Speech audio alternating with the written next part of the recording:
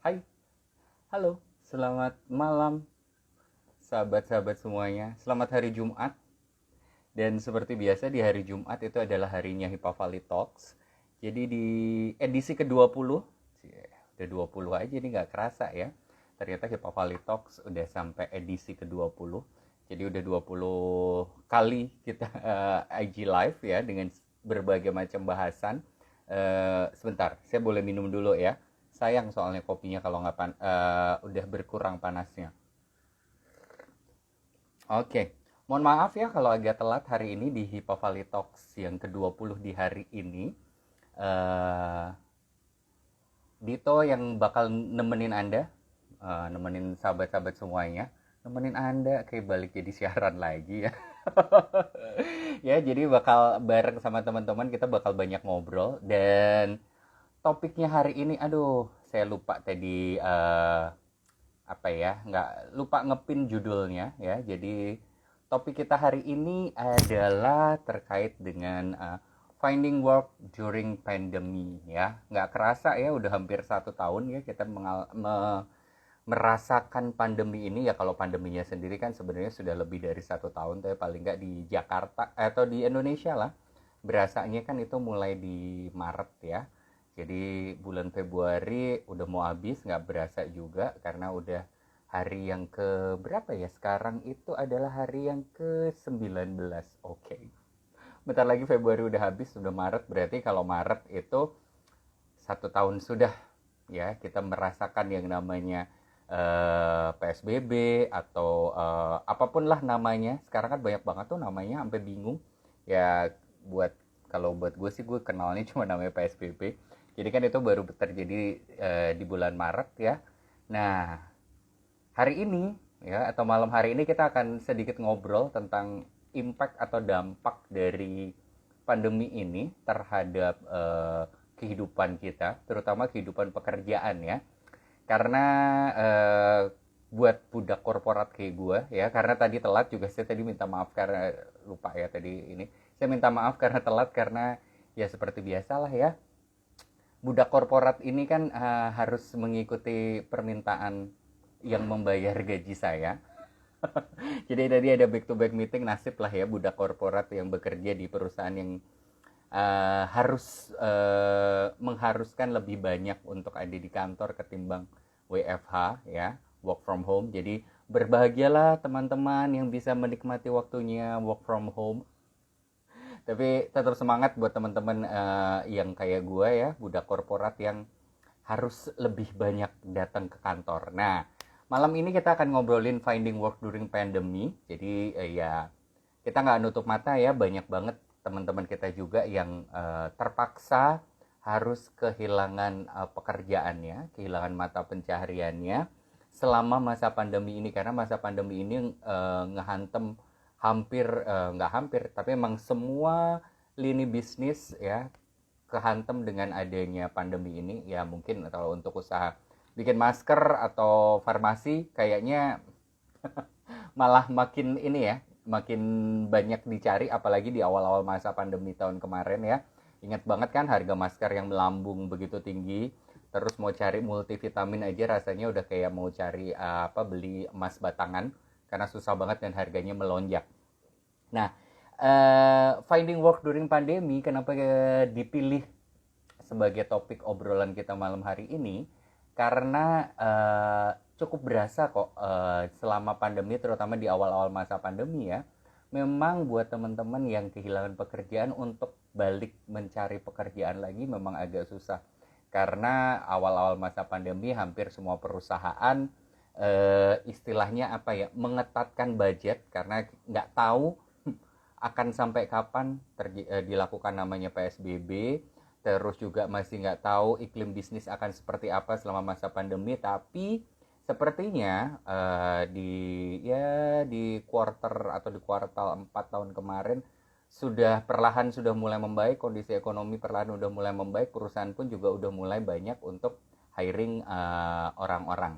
Nah, untuk tahu lebih detail soal gimana sih finding work atau mencari pekerjaan selama masa pandemi, ataupun juga pekerjaan-pekerjaan apa sih yang ternyata malah jadi primadona atau malah naik daun selama masa pandemi ini, kita bakal ngobrol sama dua teman kita.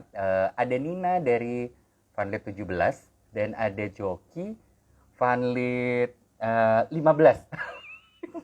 Gue takut salah ya.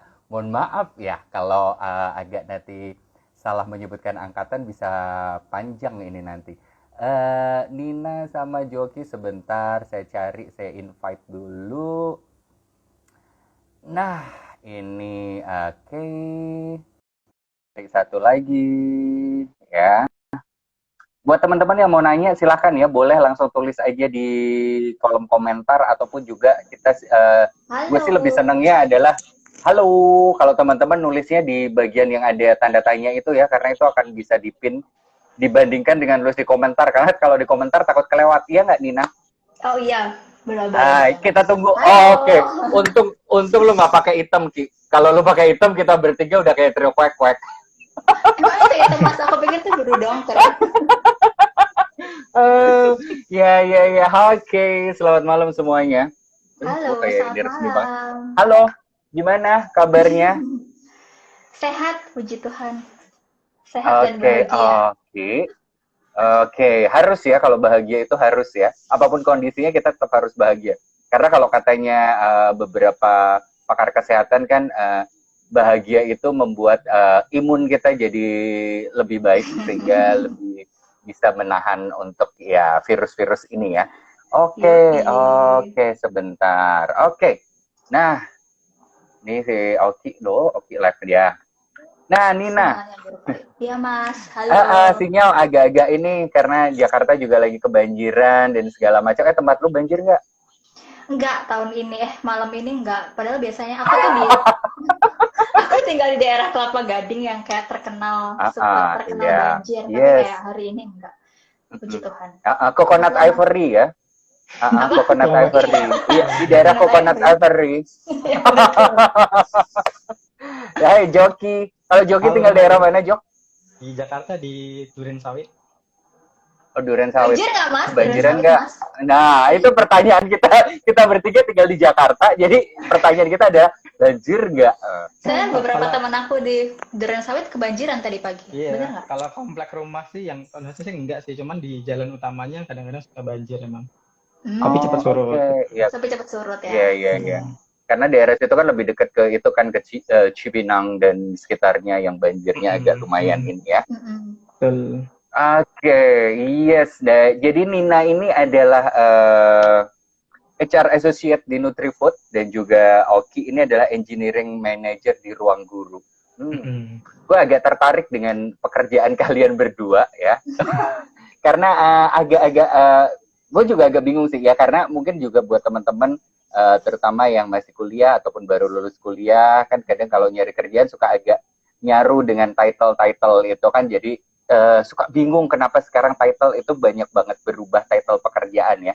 Yang pertama ke Joki dulu deh, Engineering Manager itu pekerjaan atau main job desk-nya itu ngapain sih di Ruang Guru ya? Wah, iklannya di mana-mana ya. Lagi hits ya Ruang Guru ya. Lagi laris, lagi hits. Ini pasti dulu dibajaknya mahal banget ya nggak, Mas? Nah, kita sebagai orang HR kan tahu banget ya, Nin ya. Kalau udah soal membajak, apalagi ngomongin orang IT, terutama application developer, itu apalagi kalau dapatnya dari startup, kayaknya masih harus ngitung-ngitungnya itu agak panjang ini. Makanya. Enggak sih, kayak beruntung aja mungkin aku ya. Pas bejo. Oke. Nah, engineering manager ini sebenarnya pekerjaan.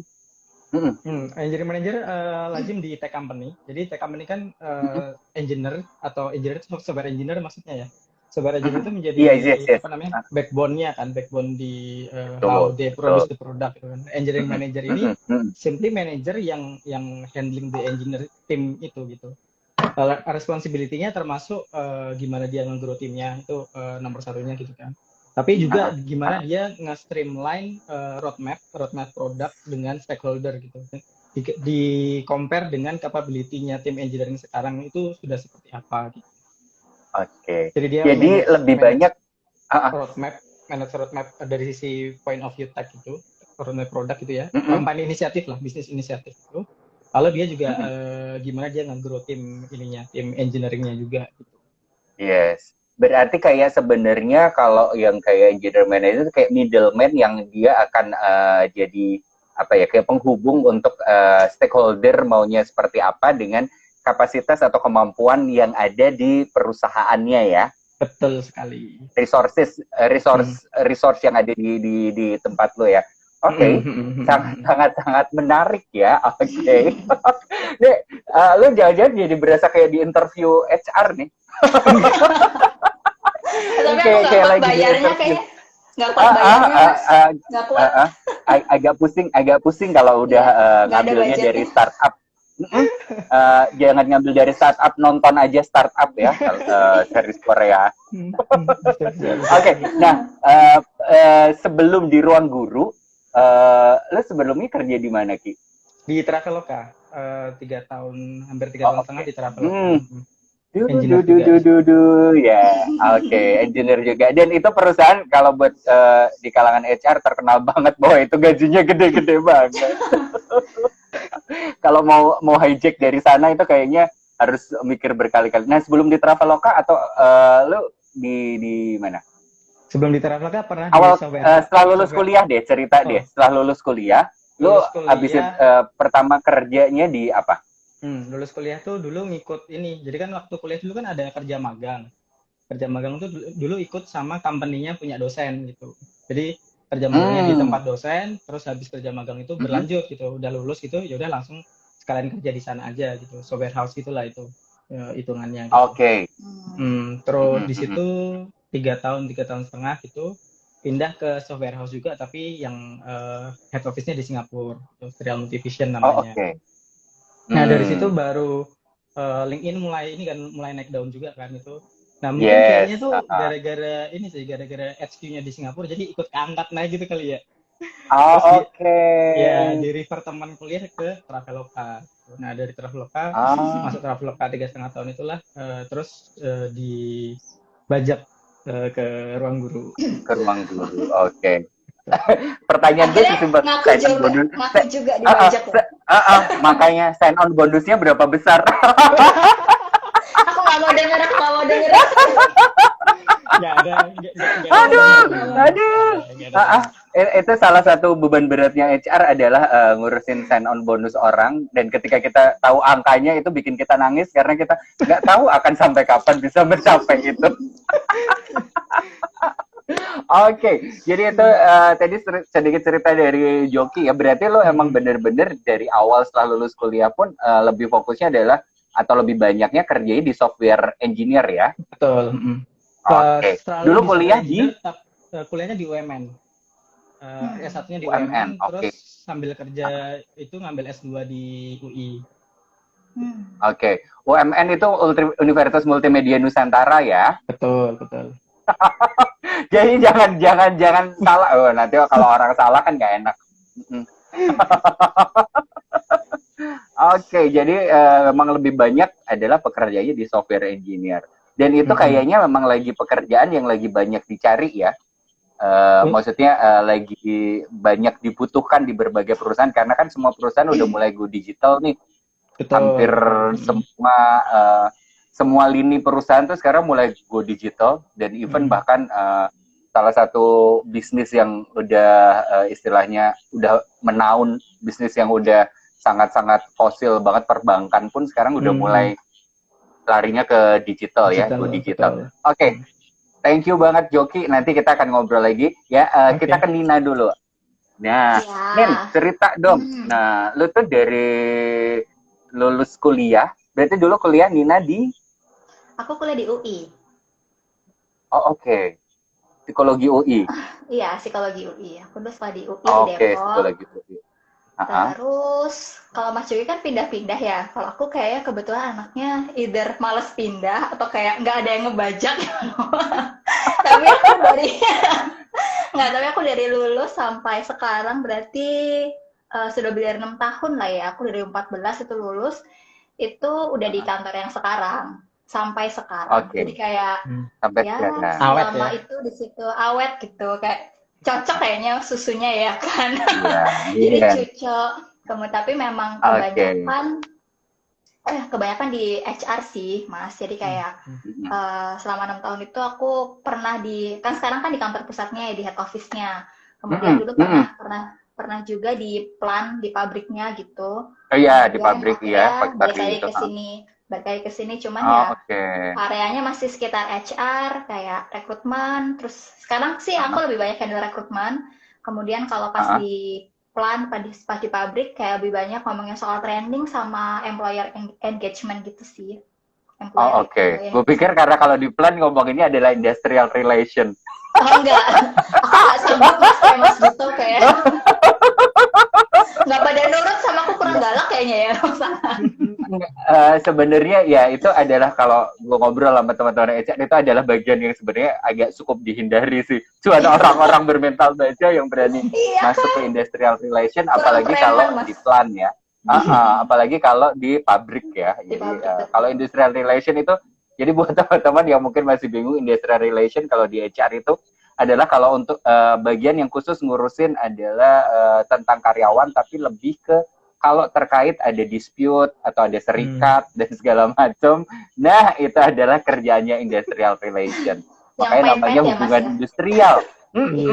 Urusan sama Kementerian Tenaga Kerja, Dinas Tenaga Kerja, segala macam, pelaporan segala macam, itu biasanya itu.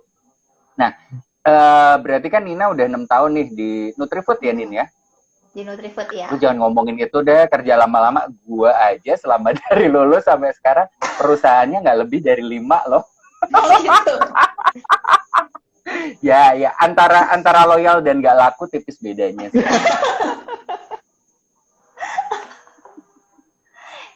Enggak sih, kalau aku coba lebih bersyukur ya Mas ya, udah cukup gitu ya.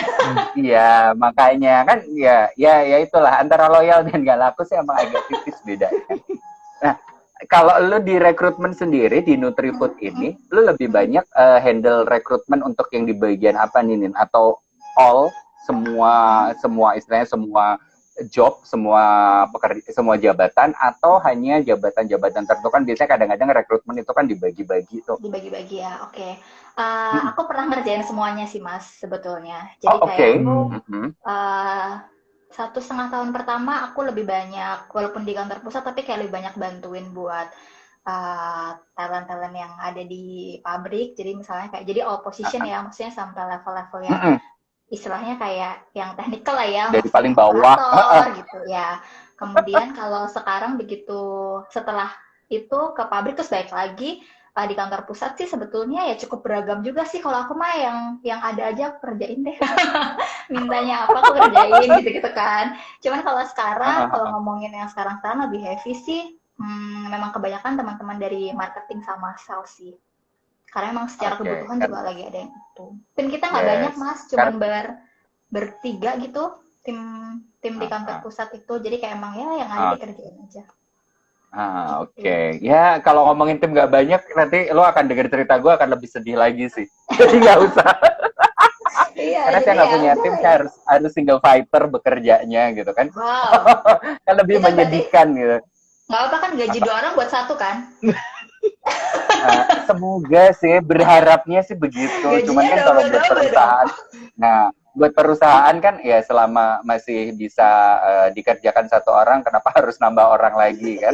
Pokoknya kalau setahun belum tipes sampai 5 kali kayaknya ya udah, berarti masih bisa. Oke. Yang pekerjaan biasanya kan penyakitnya budak korporat kan either tipes, pencernaan, paling kan penyakitnya udah bisa ketebak lah biasanya kayak gitu. Atau ya penyakit sedikit kalau yang biasanya anak-anak IT itu kebanyakan adalah bermasalah biasanya di paru-paru karena keseringan di ruangan AC yang dingin banget. Nah, kayak tahu banget nih sering ngurusin kasus-kasus nih kayak Mas Dito ya Mas ya. Ya hidup saya nggak jauh dari urusan kasus dan urusan. Kayaknya diciptakannya untuk ini. Kalau gue bercanda sama teman-teman gue, iyalah kayaknya gue emang diciptakan ditakdirkan untuk babysitter, ngurusin banyak orang. Jadi kalau ditanya pekerjaannya babysitter. Nah, kalau lu sendiri Ki, di kantor itu di ruang guru, berarti selain ada si engineering manager atau software engineer itu di tempat lo itu, lo punya berapa tim? Berapa tim? Kalau di ruang guru sekarang aku handle streamnya namanya lifelong learning stream, lifelong learning product. Itu ada 2 produk. Yang pertama Skill Academy, yang kedua Ruang Kerja. Skill Academy itu lebih ke B2C gitu ya. Yang Ruang Kerja itu lebih ke B2B gitu. Nah itu, jadi handle 2 tim itu. Terus belakangan ini ditambahin lagi ke 2 tim lagi sih. Namanya Brain Academy sama English Academy. Jadi sekarang handle 4 tim. Oke, English Academy yang iklannya lagi banyak berseliweran di TV-TV ya. Ya daripada Inggris daripada susah kan, anak-anaknya udah ikut English Academy aja. Nah betul, karena kayaknya ini banget ya, perusahaan lo tuh tahu banget marketnya sekarang lagi banyak untuk nggak bisa datang ke sekolah, nggak bisa datang ke tempat kursus, semuanya harus serba online. Itu jadi bener-bener nge-grab marketnya adalah yang seperti itu ya. Oke, ya. Yang kalau Skill Academy itu, yang kemarin quote unquote rame itu nggak sih? Betul. Itu prakerja, itu kartu prakerja. Nah, buat teman-teman yang nggak ini, nah kartu prakerja itu Skill Academy itu ya? Iya, betul. Oke. Nah, kalau misalnya kalau ini kalau buat temen-temen nih yang misalnya pengen banget nih kayak lu nih Ki, jadi kerja di software engineer, itu sebenarnya yang pertama harus dicari atau yang pertama harus mereka pikirkan, let's say misalnya buat teman-teman kita yang masih di Pandit, masih di asrama, yang ya angkatan lupa ya, berarti berapa ya, 28, 29, 30 nih. Nah, untuk yang pertama dilakukan kan biasanya harus milih jurusan. Nah, kalau software engineer ini, dia memang jurusannya harus spesifik atau dia bisa, lo ambil jurusan apa aja di teknik informatika, bisa jadi software engineer? Beberapa kampus, jadi software engineer itu ada beberapa, untuk kuliahnya itu ada kayak beberapa jurusan gitu. Biasa jurusan teknologi informatika, sistem informasi, atau teknik komputer. Biasanya ada 3 garis besar itu. Nah, untuk yang teknik informatika itu kalau nggak salah tuh banyak kampus yang masih bisa nerimanya itu cuma dari IPA gitu. Kalau sistem informasi itu IPS bisa. Nah, cuman itu emang apa kayak sistem pendidikan di kita masih kayak gitu ya. Maksudnya dari sisi universitas masih kayak gitu. Cuman yang perlu aku stressing point di sini tuh kalau kita mau berkecimpung di bidang IT software engineering gitu ya, kita nggak bisa ngandelin dari pendidikan formal doang gitu. Karena begitu misalnya kita SMA IPA gitu ya, lalu masuk ke teknik informatika, lalu lulus gitu. Ketika lulus tuh nggak, meskipun IP-nya bagus, itu nggak serta-merta dilirik sama perusahaan-perusahaan yang tech based company gitu loh. Tech based company itu lebih ngelihat, jadi gini, ketika kita lulus dari pendidikan formal, untuk bisa survive terutama di tech startup gitu ya, itu gap-nya itu masih jauh sekali gitu. Karena kalau dilihat dari tahun 2000-an ke sekarang itu programmer itu mengalami pergeseran makna kalau menurutku ya. Programmer tuh yang dulunya itu orang yang bikin coding untuk bikin sistem doang gitu kan ya. Yang coding itu untuk bikin sistem itu. Sekarang sudah mengalami pergeseran makna ke software engineer. Kalau aku bilangnya istilahnya software engineer. Kenapa? Karena software engineer ini programmer iya, plus dia harus bisa giving input ke stakeholder untuk solving the problem yang stakeholder punya gitu loh. Jadi ikut ngebangun produknya. Jadi kamu nggak cuma terima spek coding itu enggak gitu. Nah, di pendidikan formal itu nggak pernah diajarkan kayak gitu. Nah, makanya ketika kita mau fokus di dunia software engineering gitu ya, yang paling penting adalah itu.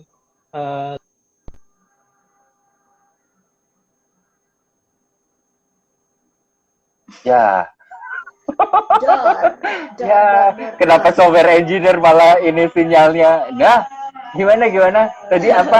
Kepotong tadi. Hah? Gimana? Sorry. Tadi kepotong, Ki. Ya, kan? Nah. Jakarta Timur nih loh. Makanya. Ini kita ngobrol lo bukan ngaca, nggak enak, kita benerin rambut mulu. Iya, makanya nih. Oke. Nah, kalau tadi udah ngobrol soal software engineer, nah sambil nunggu nih Oki untuk tersambung kembali, mungkin agak gangguan, ada banjir di Cipinang sehingga sinyal atau kabel optik banyak yang bermasalah untuk di daerah sana.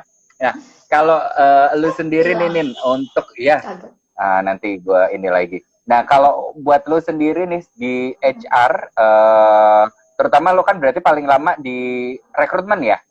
Yes, di rekrutmen paling lama. Sampai sekarang juga masih di rekrutmen. Itu sebenarnya yang paling dibutuhkan atau yang paling apa ya, yang paling paling di required, ngomong required aja susah banget, di required atau disyaratkan oleh perusahaan as a recruiter itu yang dicari itu apa sama perusahaan? Oke, kalau ngomongin ini kan jatuhnya apa ya, bisa luas banget sih kalau menurut aku ya. Cuman kalau misalnya boleh aku singkat jadi beberapa hal gitu ya, melihat kondisi saat ini yang kayak gini ya Mas ya. Maksudnya kan kita juga nggak pernah tahu nih kondisinya ternyata harus seperti ini gitu kan. Ternyata kalau setelah dirinci-rinci gitu ya, kayak pertama itu mereka kayak yang kita cari adalah mereka-mereka yang cukup fleksibel sama adaptif sih. Adaptif dalam artian kayak dalam menerima semua perubahan gitu-gitu, kita udah nggak bisa kayak saklek-saklek banget nih kalau misalnya ngerjain ini ya. Kesannya gini lah ya, kita kalau dikasih satu job desk, sekarang tuh udah nggak ada kan ya orang yang punya job desk itu benar-benar cuma ngerjain itu doang, udah bohong banget lah, pasti udah selain ngerjain ini gitu. Nah sekarang kalau misalnya mereka yang mau masuk ini cukup picky, maksudnya kayak gue cuma mau ngerjain ini doang, itu emang agak susah sih buat kita, karena dalam kenyataannya kayak nggak bisa tuh kayak gitu. Jadi kayak fleksibel sama adaptif tuh memang satu hal yang dibutuhkan banget. Dan menurut aku nih, sebagai mantan anak asrama yang pada saat itu kita juga mengalami berbagai macam gejolak, menurut aku kayak itu tuh kita udah adalah sedikit lah modalnya buat itu gitu. Paling nggak kalau ada perubahan tuh kita nggak terlalu kaget gitu, karena sekarang ya yang dibutuhkan kayak gitu, nggak bisa orang yang terlalu kaku banget. Satu dulu kali ya itu ya, biar Mas Joki lanjutin lagi. Nah ya jadi ini ya, jadi kalau yang tadi dibilang sama Nina adalah buat teman-teman yang mungkin sekarang baru lulus kuliah, mulai mau masuk ke dunia kerja, ataupun juga teman-teman yang baru masuk ke dunia kerja dan berpikir untuk mulai mencoba karir di tempat baru, yang pertama harus disiapkan adalah job desk sekarang itu adalah job desk yang agile. Istilah apa ya? Agile itu maksudnya nggak ada yang fix. Bisa saat ini adalah lo ngerjainnya A, tapi misalnya 6 atau 8 bulan kemudian, karena apalagi kondisi kayak gini, orang harus dipaksa untuk ya karena ada pengurangan dan segala macam, lo harus bisa nih mengerjakan ini. Jadi udah nggak musimnya lagi, udah nggak eranya lagi untuk kita agak terlalu pilih-pilih pekerjaan ya. Betul banget. Sama ini sih Mas. Apalagi di digital product itu tech startup company itu bahkan kita bahkan bisa dalam 2 mingguan atau bahkan mingguan itu bisa change direction gitu loh. Jadi kita build something yang iteratifnya kecil, kita tes di pasar, works atau enggak. Kalau enggak works ya kita harus cari cara lain gitu. Bahkan sampai betul. Agile itu. Karena kan kalau di apalagi digital company ya, itu kan perubahannya sangat-sangat cepat banget ya. Kalau karena kan mau nggak mau ketika software ini atau produk ini nggak bisa dijual, atau ternyata kita udah bikin sesuatu, misalnya taruhlah belajar bahasa Jawa, aplikasi online belajar bahasa Jawa, ternyata nggak laku, mau nggak mau harus di drop kan. Betul. Karena kalau nggak nanti membebani dan segala macam ya. Nah, lanjutin yang tadi ngobrol sama lo nih Ki, terkait dengan yang sekarang bahwa software engineer itu kan sebenarnya jadi kayak apa ya, istilahnya kayak tukang masak kan di perusahaan. Betul. Karena kan dia harus denger, oh gue maunya nasi goreng yang pakainya ini itu stakeholder ngomong kayak gitu. Konsumen ternyata ngomongnya ada yang berbeda lagi. Nah, berarti software engineer ini adalah tugasnya meracik semuanya untuk bisa disajikan, jadi biar bisa memuaskan either konsumen maupun juga si stakeholder atau yang punya perusahaan ya. Betul banget. Jadi stakeholdernya itu adalah main stakeholdernya sebenarnya main stakeholdernya adalah produk dan desain. Tapi produk dan desain ini, produk ini mewakili bisnis, the value of the business gitu. Dan desain ini mewakili the value of the user gitu. Jadi sebenarnya ya kita yang bikin sistem ini untuk handle dua stakeholder itu utamanya. Gitu. Makanya sebagai software engineer kita nggak boleh membatasi diri, kita cuma bisa ngoding doang gitu. Kita harus ngerti bisnis perspektifnya, kita harus ngerti user perspektifnya gimana gitu. Nah, berarti ini ya, kita memang harus benar-benar paham, maksudnya kita harus benar-benar open mind untuk belajar banyak hal, karena kan kayak Joki ini misalnya jagonya coding, gue maunya cuma urusan coding, nggak bisa, karena sekarang harus tahu juga business acumen. Jadi ya bisnisnya seperti apa, perspektif bisnisnya seperti apa, karena mau nggak mau ya sekarang kita harus mikirnya cuan dan cuan ya. Betul sekali. Karena mau lu ada di posisi apapun, jabatan apapun, mau nggak mau harus mikirin gimana caranya bisa cuan ya. Betul. Nah, ini satu lagi deh Kiki, gue penasaran aja sih, karena kan banyak ini sih kalau di dunia kerja, apalagi obrolan orang-orang di dunia kerja budak korporat, katanya kalau kerja di digital company itu jam kerjanya bisa 28 jam sehari. AKA lo bisa kerja sampai nggak istirahat, ya walaupun gajinya gede, tapi ternyata ini pekerjaannya udah bener-bener nggak inget waktu. Itu bener gak sih? Enggak juga sih. Jadi kalau menurutku depends on how the company runs the business ya, run the product development life cycle. Ambil contoh kalau di ruang guru tuh nggak selalu kayak gitu. Cuman ada beberapa saat di mana kontrolnya tuh nggak di kita gitu. Kayak misalnya waktu ruang guru kerjasama dengan prakerja, di mana prakerja itu yang stakeholder utamanya adalah pemerintah. Di mana pemerintah kalau bilang A hari ini, itu bidangnya nggak kemarin. Harus gitu. jadi. Ya harus jadi. Gitu. Dia bilang 2 minggu. Lo harusnya udah tahu sebelum dia ngomong. Lo harusnya udah jadi kayak Mbak Dukun kan. Lo harus tahu sebelum dia ngomong kan. Iya, surat perintah keluarnya hari ini, minta selesainya kemarin gitu kan. Nah, gambarannya kayak gitu. Jadi ya memang di masa-masa yang kayak gitu, yang dimana kita nggak bisa kontrol situationnya ya, maksudnya kita secara company pun nggak punya enough power untuk kontrol the condition, ya mau nggak mau harus di ini sih itu termasuk salah satu susah senangnya lah gitu ketika kita company gitu ya gitu. Jadi Jokowi sih sampai sekarang sih konsisten ya. Dia dulu pernah bilang panggil programmer 2 minggu jadi, emang konsisten sih dia sampai saat ini. Oke. Jadi harus programmer 2 minggu jadi ya. Oke. Nah, jadi ini ya buat buat teman-teman yang baru mau masuk ke dunia kerja ya, jangan lupa bahwa itu sudah termasuk di dalam slip gajinya teman-teman. Ya. Jadi when you sign the contract, jadi begitu tanda tangan kontrak kerja, ya sudah, nanti terima slip gaji, termasuk di dalamnya adalah bisa jadi jam kerja Anda tidak bisa ditentukan. Oke. Nah, yang sekarang lagi istilahnya apa ya? Yang lagi happening nih Ki, di dunia digital company ini, selain kan kalau tadi software engineer, yang paling happening yang atau lagi hip di kalangan digital company ini apa sih? Oh ya, buat teman-teman kalau mau nanya boleh ya, jangan lupa tulisnya di yang ada gambar tanda tanya. Nah, tulis itu jadi biar kita bisa gue bisa pin di di screen, jadi biar nanti bisa lihat. Karena kalau di komen ini kayaknya komennya udah panjang banget dan banyak yang hai itu jadi jadi kan agak bingung ya nyari pertanyaannya. Nah, itu kayak yang balik lagi ke pertanyaan gue tadi. Apa sih yang lagi happening untuk di digital company saat ini? Since 2020 ya kayaknya tuh ini terjadi percepatan, kalau aku bilang percepatan shifting di customer behavior, user behavior, dari yang tadinya intinya tuh jadi lebih mengandalkan ke online atau digital interaction gitu. Nah itu banget sih yang banyak di leverage sama tech company saat ini sih. Jadi behavior dulu dalam kita macam-macam sih, dalam kita bekerja, belajar, ngapa-ngapain aja, itu yang dulunya possible untuk offline itu sekarang harus possible untuk online juga gitu. Nah di situ create many opportunities sih buat pelaku bisnis gitu ya, untuk ngambil kuenya, meskipun maksudnya kuenya jadi untuk online ini jadi dipercepat gitu loh, di gara-gara si pandemi COVID-19 ini gitu. Jadi ya either ada upside ada downside-nya juga gitu kan. mana company yang bisa adaptif itu bisa lebih banyak chance of survival-nya gitu.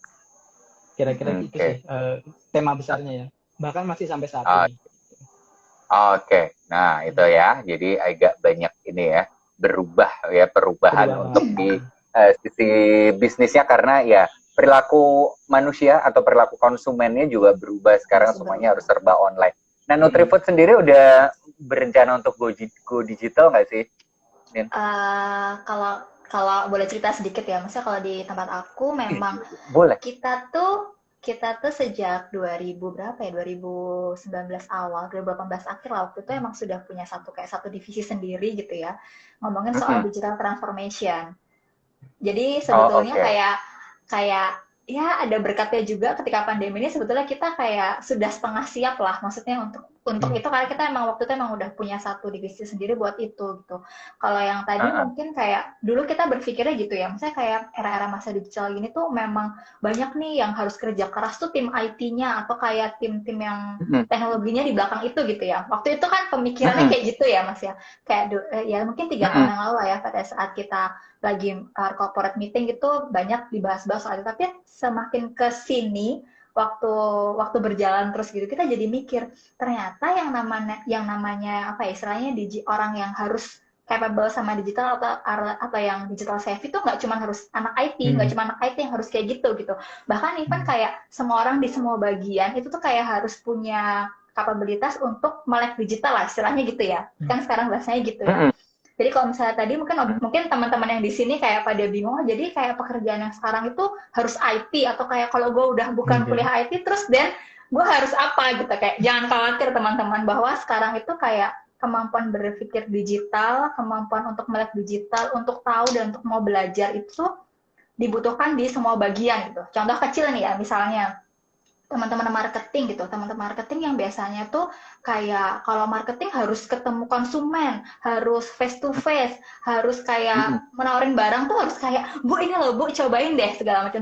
Tapi gara-gara emang sekarang semua serba dibatasin, artinya kayak kita nggak bisa ketemu secepat itu, mereka juga harus putar otak kan, pakai cara apa ya supaya tetap bisa engage sama konsumen. Dan kayak digital tuh nggak yang gimana ya, menurut aku bukan sesuatu yang gede banget, ya kayak yang dikerjain kayak Mas Joki gitu, yang harus coding depan komputer yang apa gitu, enggak gitu. Sesimpel kita bisa memanfaatkan sosial media, kita bisa up to date sama hal-hal baru, pakai main games atau segala macam, itu juga salah satu kapabilitas digital yang perlu dimiliki juga sih, menurut lu gitu sih. Biar nggak mengarahkan gitu, maksudnya kayak takutnya nanti banyak nih kan teman-teman yang kayak, gue udah nggak mungkin nih jadi anak IT, terus apa iya gue jadi nggak bisa dapat kerja ke depannya, kan nggak gitu juga, betul nggak? Setuju nggak? Jadi kayak lebih ke arah situnya yang pengen kita address gitu. Maksudnya digital tuh bukan sesuatu yang gede, yang susah banget dijangkau. Bahkan sekarang kita bisa cukup capable pakai sosial media dengan baik dan bijak, itu juga termasuk salah satu kemampuan digital yang harus dipunyai sih di masa-masa sekarang gitu. Nah, itu sebenarnya mau arah pertanyaan gue, karena kan sebenarnya gini, kalau di beberapa perusahaan itu kan sekarang apalagi FMCG ya, FMCG itu apa sih? Fast moving consumer goods. Maaf ya kalau buat teman-teman kalau istilah kita kadang-kadang agak-agak ini. Jadi kayak consumer good, jadi kayak perusahaan-perusahaan ya kayak Nutrifood ini ya. Jadi itu kan consumer good. Itu kan mulai banyak kalau perusahaan lain itu kan udah mulai banyak ada divisi yang khusus untuk ngurusin sosial media. Either social media specialist atau adalah social media analysis dan segala macam. Itu di Nutrifood udah mulai untuk berpikir ke arah sana atau memang malah udah ada?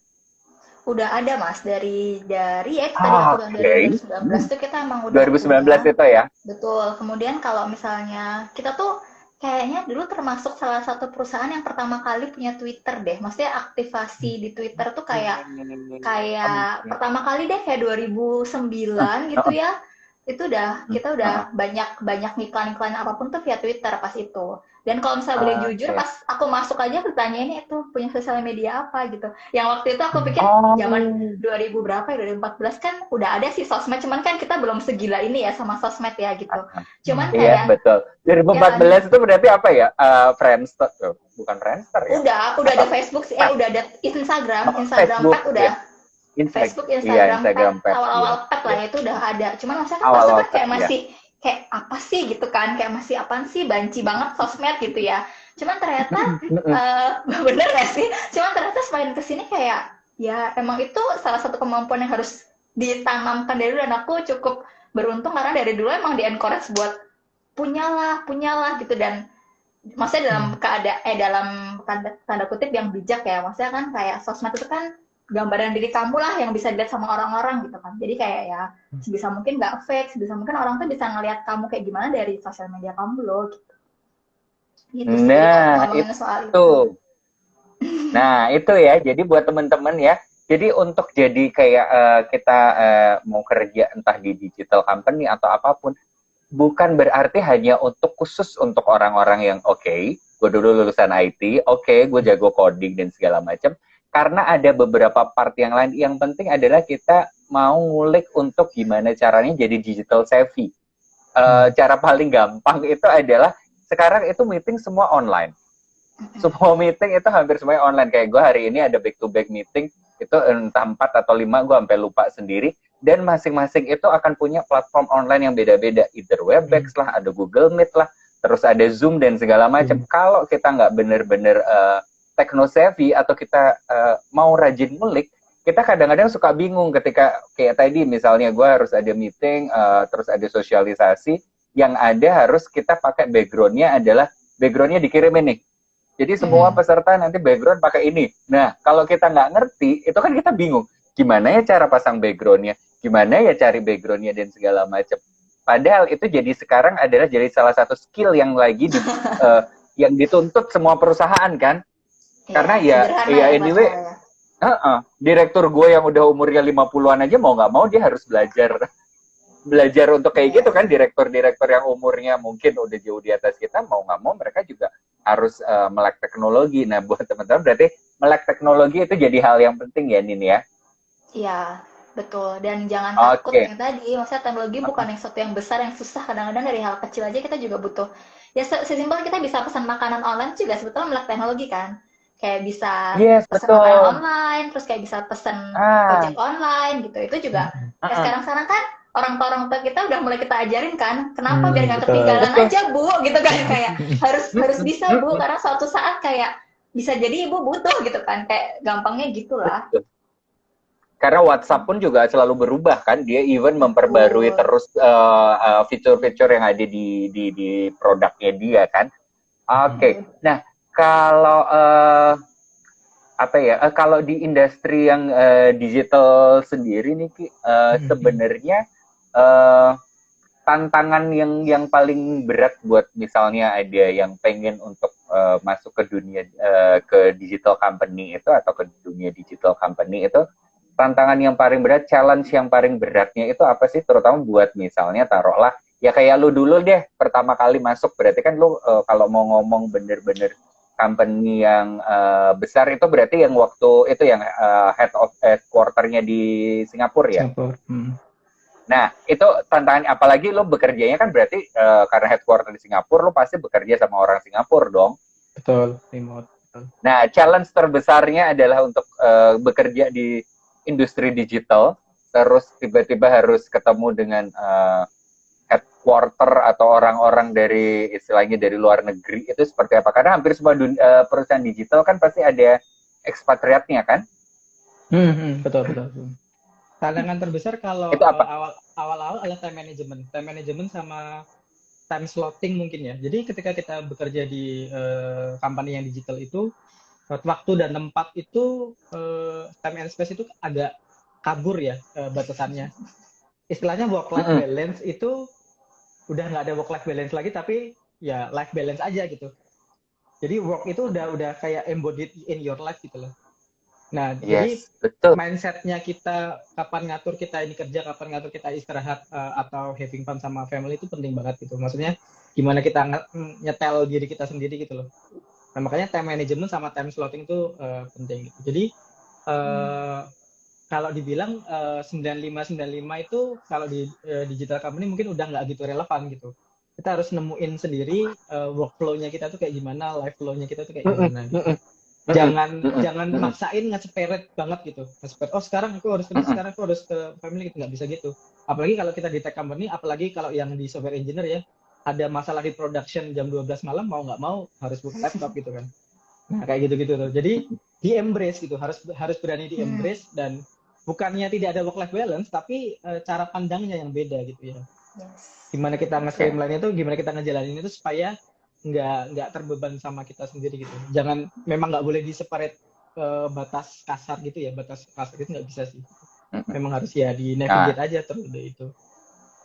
Oke, nah berarti itu ya challenge-nya ya, sebenarnya itu nggak cuma di tech company atau perusahaan teknologi ya, hampir di banyak perusahaan kayak gitu, apalagi perusahaan yang sekarang kan bergeraknya udah makin cepat, jadi ya itu tadi sudah nggak ada lagi work life balance. Bukan berarti nggak ada work life balance itu adalah maksudnya kita semua adalah diperes udah jadi kayak kuli atau apa ya, enggak. Tapi adalah kita sudah nggak boleh lagi memisahkan bahwa oh ini work, ini life. Ya work sama dengan life. Jadi hidup itu sama dengan pekerjaan. Jadi ya, makanya kenapa muncullah juga banyak orang yang bilang ya cari pekerjaan yang sesuai dengan passion. Gitu kan? Karena ya itu tadi biar lo bekerja tapi lo nggak merasa bekerja. Nah itulah adalah bagian dari yang namanya sih work life balance lo itu tadi kan ya. Sekarang namanya udah nggak balance Mas. Sekarang namanya istilah yang baru work life itu blended. Jadi kayak emang campur-campur ya kan, coba deh cari. Kayak kemana baca literasi kayak gitu. Udah blended kan. Udah nggak bisa dipisahkan. Betul, karena ya mau nggak mau kan hidup kita kan hampir, kalau buat yang budak korporat kayak kita, hidup kita ya dari 24 jam sehari, itu berapa jam aja kita udah habiskan untuk di kantor kan. Betul. Berarti kan mau nggak mau ya itu adalah hidup kita. Yes. Nah, ini ada pertanyaan. Kalau mau tidur mikir ya Mas ya. Mau tidur mikir besok apalagi ya yang harus dikerjain ya. Ya sih. Itu udah nggak bisa kita pisahin kayak jam 9 malam kita nggak boleh mikir kerjaan. Mana bisa orang grup WhatsApp masih ramai gitu kan. Betul. Apalagi kalau makanya begitu agak nggak enak badan ke dokter, terus suka dibilangnya adalah iya, makanya jangan terlalu banyak pikiran.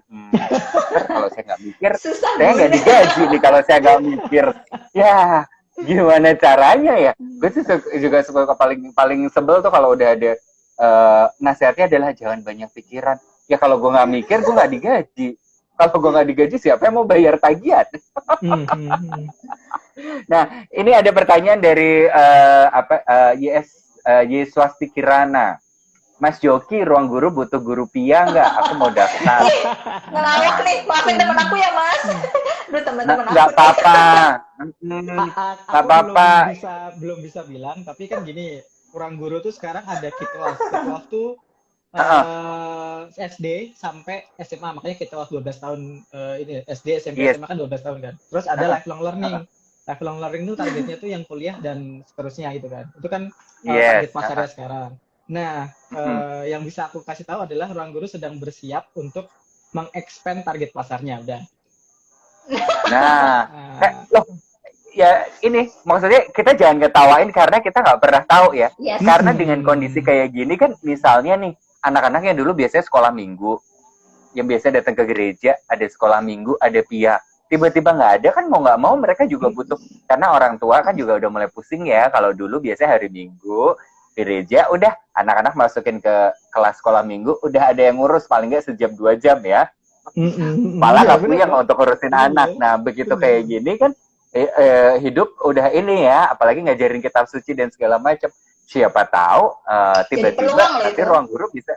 Nah munculin pendidikan agama untuk anak-anak, kan bisa jadi ya. Atau nah berarti pendidikan agama dari anak-anak sampai pendalaman kitab suci dan segala macam. Nah, betul. Berarti, iya. Memberikan ide. Terima kasih Yosefin. Terima kasih ya Evin. Nah, jangan lupa ya Evin, bener ya, ini di screenshot. Jadi nanti kalau bener-bener di ruang guru ada PIA, kalau lu nggak daftar kita kejar. Lo harus mau masukin kerjaan lu sekarang. Tapi nggak apa-apa, lu jadi guru PIA-nya online kan. Kalau PIA kan berarti minggu kan. Berarti lo hari Minggu bisa ngajar ya, Pin ya. Terus ada lagi nih pertanyaan. dari Alfa, 5-10 tahun ke depan bakalan masih tetap kerja di company atau udah mulai create bisnis sendiri? Nah, buat Joki ataupun buat Nina. Mas Joki dulu deh. Joki dulu deh. Kalau aku sama istri itu plannya begini. Satu orang harus punya stable income, satu orang yang akan selling through misalnya bikin company sendiri atau apapun gitu. Nah, kita sedang planning gitu sih. Jadi kalau ditanya 5-10 tahun ke depan bakalan masih tetap kerja di company atau mulai create bisnis sendiri, kalau aku pribadi mungkin akan masih tetap di company gitu. Teman, kalau aku sama istri punya cita-cita untuk kita punya company sendiri gitu, company bareng sendiri. Dan company-nya pengennya di bidang kulineri gitu loh. Kuliner. Kulineri. Oke. Masak loh. Gue udah mikirnya adalah gue pikir adalah perusahaan either sekolah coding atau sekolah programming segala macam. Ternyata malah kulineri. Iya, itu kerjaan aja sih. Kalau yang coding gitu-gitu tuh biarin di kerjaan profesional aja. Biar dikerjain aja ya. Kerjaan profesional ya. Tapi kalau masak, nah karena ya masak itu jadi salah satu ini ya. Jadi salah satu stress release. Karena gue juga ngerasain sendiri sih. Masak itu jadi bener-bener kayak apa ya, kayak bener-bener kayak stress release karena jadi kayak me time-nya orang yang lagi hobi masak sih. Iya, betul sekali. Apalagi kalau berhasil sama hobinya makan, dan kalau biasanya orang udah hobi makan, nanti lama-kelamaan pasti akan mulai tertarik untuk hobi masak. Karena ya kayak gue yang sekarang udah mulai adalah nguliknya adalah ngulik mulai menu-menu tradisional. Jadi udah mulai belajar mengenal lebih dalam bumbu-bumbu masakan Indonesia. Gue masih penasaran untuk caranya bikin jadah. Karena di sini nggak bisa nemu jadah bacem Mbah Carik ya. Dan karena susah banget ke Jogja, ke Kaliurang untuk dapat jadah dan tempe bacem kan, jadi mendingan belajar bikin sendiri. Buat teman-teman kalau yang masih mau nanya silakan ya, ditanya aja, ditulis di di tempat untuk question ya, yang kembali tanda tanya. Itu. Nah, ke ini nih Nin, ada banyak juga nih yang di komentar katanya pengen pada kerja di Nutrifood. Iya. Banyak tadi di atas. Kalau gue sih pengen di Nutrifood, pengen jadi QC, tapi QC bagian nyobain rasa-rasa baru aja. Jadi kerjanya cuma nyobain oke, Nutrisari rasa baru, oke, cicipin dulu, oke, lolos. Ini kayak gitu tuh sebenarnya ada QC-nya kan? Ada dong, ada. Kalau itu lebih ke, kalau nyobain rasa baru lebih ke R&D ya Mas ya. Terus kayak R&D-nya ada sih, pasti ada lah kayak gitu. Ya sama lah, sebetulnya kan sama nih, kita kayak Javana Cookies gitu ya. Nutrifood itu cuma dalam bentuk yang lebih besar. Aku promoin loh Mas ya kan. Nanti siapa tahu aku dapat giveaway ya. Mbak, minta tolong Mbak. Oke. Iya, jadi sebenarnya boleh ditulis loh, boleh ditulis di komentar loh, boleh ditulis di komentar ininya loh. Nama usahanya ya, usaha yang Mbak Gali ya. Iya, jadi, boleh ditulis loh. Kalau tadi tanya ya pasti ada, dan yang kayak gitu tuh Mas ternyata sekarang juga nggak tahu sih. Kalau aku membayangkan ya, kalau dulu kan kita tuh cobain makanan harus cobain ya, kayak panelis kan harus cobain tuh. Nah, dalam keadaan seperti ini juga mungkin kayak tim-tim R&D dan tim sensor itu harus memutar otak sih. Nanti kalau misalnya di masa depan banyak orang yang nggak bisa semuanya masuk kantor gitu ya, maksudnya dengan kebiasaan ini kan semuanya pada WFH tuh. Terus kalau panelisnya makin dikit, kita bisa pakai cara apa ya? Nggak tahu sih, kalau nggak salah kemarin sensornya kan juga udah makin berkembang ya, jadi kita kayak bisa lihat suka apa enggak cuma dari gambar atau dari apa gitu. Nggak tahu sih, ini kayaknya udah pakai AI gitu ya, yang maksudnya yang udah nah baru gue mau ngomong. Iya, udah pakai artificial intelligence gitu loh, yang kayak orang tuh bisa bisa lihat. Sekarang kalau nggak salah aku tuh pernah dengar ini waktu corporate meeting itu juga bisa pernah di sharing. Jadi kalau misalnya kita cobain panel gitu, kalau misalnya kita cobain ada produk baru nih, pas kita cobain terus kita disuruh kasih nilai kan, enak apa nggak enak gitu. Tapi kan itu kan kayak ada persepsi subjektif dari kita ya, maksudnya kayak pribadi nih enak apa nggak enak gitu. Dan kadang-kadang kayak kita tuh ada perasaan, ada rasa nggak enak kalau ngomong itunya nggak enak. Ya nggak sih? Pernah nggak sih kayak kita suruh cobain terus kayak enak, bingung sih gitu. Karena sekarang dengan adanya teknologi yang yang sehebat itu. Kadang-kadang mereka tuh bahkan even bisa kayak ngelihat mimik kita pada saat nyobain makanan itu, dan dia bisa mengidentifikasi kayaknya rasanya nggak enak deh, kayaknya orangnya suka deh, kayak orangnya nggak suka deh. Jadi kayak yang dalam versi yang lebih serem, teknologi tuh bisa lebih tahu dibanding diri kita, ya nggak sih? Kalau mau diserem-seremin gitu ya. Cuman kan kadang-kadang kita nggak boleh menjadikan teknologi itu musuh kan nggak tahu sih, selama ini kayak banyak orang tuh dengan ada teknologi mah jadi takut gitu loh. Kalau misalnya ada teknologi yang semakin berkembang, kita jadi nggak dibutuhkan dong. Maksudnya kayak manusia jadi nggak punya kerjaan gitu. Justru bukan kayak gitu sih cara pikirnya gitu. Cara pikirnya justru dengan ada teknologi kita harus jadi teman buat mereka, karena nggak mungkin teknologi itu bisa berkembang kalau nggak ada manusianya juga gitu. Tetap harus ada rasa humanity-nya gitu di teknologi, bener nggak sih? Sekarang aja Mas Joki nih misalnya, secanggih-canggih teknologi ya. Sekarang Mas Jokim saya kayak jadi software engineer manager gitu. Tapi kan nggak mungkin belajar teknikal doang ya, Mas ya, punya tim yang harus dipuk-puk. Ketika ngasih delegasi tugas kayak di masa-masa apa ya gue bisa bisa kasih tugas ini ya. Oh lagi moodnya jelek nih. Itu kan juga kayak part of apa ya? Ada sisi humanitas yang harus diasah juga gitu. Jadi jangan khawatir guys kalau ada teknologi kita nggak punya kerjaan. Jangan khawatir. Takutnya malah pada takut loh karena bisa ada teknologi. Makanya karena yang paling penting adalah gimana caranya lu kuasain itu teknologi. Jadi jangan mau kalah sama teknologi makin berkembang, kitanya sendiri juga harus makin berkembang. Cara paling gampang berkembang ya itu kadang suka gue bercandain sama anak-anak kalau lagi ini tim gue anak-anak baru atau anak-anak MT itu, gue selalu bilangnya adalah makanya investasi itu leher ke atas. Maksudnya adalah bukan cuma muka nih yang diinvestasiin, tapi isi ini yang lebih penting. Jadi investasi jangan cuma barang-barang baju dan segala macam. Investasi yang diisi juga otak. Salah satunya belajar. Karena ya itu tadi digital teknologi itu kan semakin berkembang. Ya kayak tadi yang Nina bilang, bukan nggak mungkin lagi kalau nanti misalnya ketika orang nyobain dia suka itu entah dari ekspresi mimik atau dari sensori lidahnya itu akan diambil, ditarik menjadi artificial intelligence. Jadi nantinya orang nggak perlu cobain, udah kasih aja masukin ke komputer. Ini kalau kayak gini dengan parameter kayak gini hasilnya akan seperti apa. Nanti tinggal itu baru gitu, produk. Ya, nah kalau gitu mungkin nggak sih Jok? Ya, nah itu kan kita berdua, gue sama Nina itu kan bukan orang yang, maksudnya kita cuma punya mimpi aja, cuma berandai-andai. Nah, lu kan sebagai orang yang biasa mengerjakan hal ini, kayak gitu tuh sebenarnya mungkin nggak sih? Kalaupun nggak mungkin sekarang, di masa depan bisa jadi mungkin gitu. Kan maksudnya time konteksnya penting kan ya ini. Zaman dulu juga apapun mungkin kayak impossible, tapi sekarang kan udah possible. Mungkin yang dulu impossible mungkin sekarang possible gitu. Jadi kalau kita bicara teknologi, time constraint-nya perlu sih. Mungkin nggak tuh sekarang mungkin nggak possible gitu ya. Tapi ke depan siapa tahu dengan bisa lebih terbukanya macam-macam gitu bisa terjadi kejadian gitu loh. Karena sebenarnya kan teknologi itu cuma enabler gitu loh. Kalau kita udah punya modelnya, kita punya rumusnya gitu ya. Itu teknologi itu enabler aja gitu. Jadi cuman kayak mewujudkan dari kita kalau kita udah punya, istilahnya udah punya formulanya, gimana cara mewujudkannya, ya itulah teknologi ya. Iya, makanya dia nggak bisa berdiri sendiri gitu. Kalau misalnya di kasusnya yang Nina tadi, dia butuh researcher. Teknologi ini butuh researcher yang tahu ngemodelingnya tuh gimana supaya bisa dimasukin ke sistem kayak gitu misalnya. Gitu. Makanya teknologi kan enabler. Betul. Nah ini Elizabeth Nindya nih.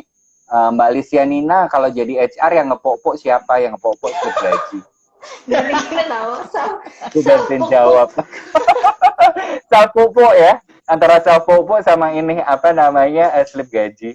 Kalau nggak ini employee engagement survey yang ngepok-pok kalau bagus itu kan. Oh iya. Itu kebahagiaan paling tinggi ya Mas ya, ketika melihat karyawan senang tuh kayak rasanya. Ikut happy. Kalau udah hasil Q12-nya, kenapa gue Q12 ya, itu produk sih. Ya pokoknya hasil survei engagement-nya itu lebih banyak ke kanan, nah itu berarti kan bagus. Tapi kalau udah mulai ada ke kiri, udah mulai pala pusing. Atau ketika ngelihat setahun ternyata turnover hampir zero, itu rasanya udah seneng. Tapi itu kayaknya hal yang mustahil. Nggak mungkin Mas. Lihat turnover sampai zero itu, aduh. Kadang kalau ini sih sampai kadang-kadang suka nggak tahu lah mesti harus gimana lagi. Terus ada yang mau Stanley Nani nih katanya mau jadi model nutrisari jeruk nipis. Aduh, ini baser-baser aku semua nih, maafin ya Mas ya. Aduh, ini Nah, emang makanya teman-teman aku nih mungkin no nanti excuse ini semuanya. kalau Nutrisari udah bikinnya adalah Nutrisari jeruk purut, tapi jeruk purutnya kuburan jeruk purut ya maksudnya. Jadi kemana-mana nenteng kepala. Terus ada pertanyaan. Oh, kuliah dari Alfa nih, kuliah psikologi yang full online ada nggak ya? Kayaknya sekarang semua kuliahan itu full online ya. Ya udah nggak ada tetap muka. Tapi mungkin maksudnya maksud masalah apa sih? Sekolah psikologinya masa beneran ngambil stratanya gitu ya? Iya. Cuman mungkin agak susah ketika harus ada praktek-praktek untuk ini ya, psikotes. Karena kan ada beberapa tes yang nggak bisa dibikin dari online kan. Kita harus berhadapan dengan itu juga tantangan dengan orangnya ya. Itu juga tantangan buat kita nih Mas. Jadi kalau sekarang kan memang begitu ada pandemi ini kan kita kemarin semuanya, kalau aku semuanya full online nih. Jadi kayak semua seleksi, interview, lalalala sampai masuk itu memang full online. Jadinya tantangan buat kita adalah ya tadi ya yang biasanya kita harus ketemu, kita harus tatap muka, kita harus lihat. Kan aku misalnya selama kurang lebih 6 tahun ini kadang-kadang kan kayak bisa dibilang kayak ngelihat orang berapa lama gitu kayak bisa lihat cocok apa enggak ya gitu kan udah bisa begitu kan. Kalau misalnya online kayak harus ada hal yang harus aku rubah juga, jadi kayak ya aku harus belajar juga nih, belajar lagi nih kira-kira ada apa yang misalnya kayak tadi ada tes yang nggak bisa dipindahkan ke online, harus offline, berarti aku harus punya misalnya ada alat bantu apalagi, tes kan sebenarnya cuma alat bantu ya, alat bantu apalagi yang bisa gunakan untuk menggantikan itunya gitu. Jadi kalau misalnya ngomongin sekolah psikologi online, biasanya banyak, kalau nggak ikut ini aja Mas, banyak webinar-webinar gitu kok soal psikologi gitu, harusnya ya. Betul, karena kan iya. Banyak. Sekarang udah makin banyak webinar dengan harga yang juga semakin nyaman di kantong ya, karena kalau dulu kita mau ikut training atau pelatihan itu kan harganya bisa sangat mahal sekali. Dengan kondisi kayak gini kan makin banyak webinar dan harganya makin banyak diskonnya kan. Betul. Atau yang tadi kalau nggak punya banyak teman Mas, punya banyak teman, sering ngobrol tuh juga salah satu investasi kok buat networking dan memperkaya pengetahuan kita. Kalau nggak suka baca ya, aku kebetulan nggak suka baca sama sekali. Aku kayak kalau baca satu halaman udah lama aku udah ngantuk gitu, terus aku jadi kayak lebih suka ya tadi misalnya scrolling sosmed, ketemu sama orang, ngobrol gitu-gitu yang menambah pengetahuan barunya lewat itu aja sih. Cara belajar bisa jadi macam-macam maksud aku. Gitu. Nah, ini kan ngomongin soal teknologi lagi nih, Nin. Nah, lo kan sebagai recruiter, itu kan berarti sekarang semua interview itu adalah by online kan? Interview berarti hampir jarang kan interview langsung face to face kan, tatap muka itu udah hampir nggak ada ya. Nah, kan kalau dulu ketika interview face to face itu kan kita bisa dapat banyak hal, maksudnya nggak cuma dari sekedar jawaban dari calon karyawan yang kita interview, nggak cuma sekedar jawaban dalam artian kata-kata, kalimat atau isi obrolannya, tapi kan kita suka dapat dari observasi ketika kita mengobserv entah apa ya, gerakannya dia atau mimik mukanya ketika dia ngomong dan segala macam. Itu kan biasanya jadi salah satu bahan yang sebenarnya jauh lebih kuat daripada sekedar omongan orang tersebut ya. Nah, ketika di online itu ada kesulitan yang ditemuin gak sih? Banyak Mas, apalagi ya maksudnya dengan kondisi yang kayak gini online, mungkin nggak semuanya juga belum kesiapannya, mungkin belum semuanya 100% siap. Sesimpel kalau misalnya koneksinya buruk aja, ya nggak sih, kayak udah nggak bisa lihat tuh, nih hidungnya yang mana ya, udah burem-burem gitu kan. Belum kalau misalnya kayak udah gitu gelap dan segala macam. Jadi memang tadi yang aku bilang, memang harus cari alternatif lain buat tetap bisa menggali potensi itu. Kita bilangnya potensi ya, maksudnya kalau kita cari kandidat, kita cari potensi nih, kita bisa cari potensinya dari mana. Nah sekarang itu karena memang kita nggak bisa ngelakuin itu, kita harus cari cara lain dan bekerja lebih keras untuk cara lain itu. Misalnya sekarang itu aku jadi sebelumnya kan ya udah ketemu orang, diajak ngobrol, bisa lama, bisa tahu mimik muka dan segala macam. Sekarang karena waktu ngobrol juga semakin singkat, kayak di online kan fokusnya juga kayak nggak bisa lama-lama banget kan. Jadi memang sekarang aku banyak aku spend waktuku beberapa waktu dulu untuk beneran pelajarin profil dia gitu. Dan profilnya nggak cuma dari CV kan.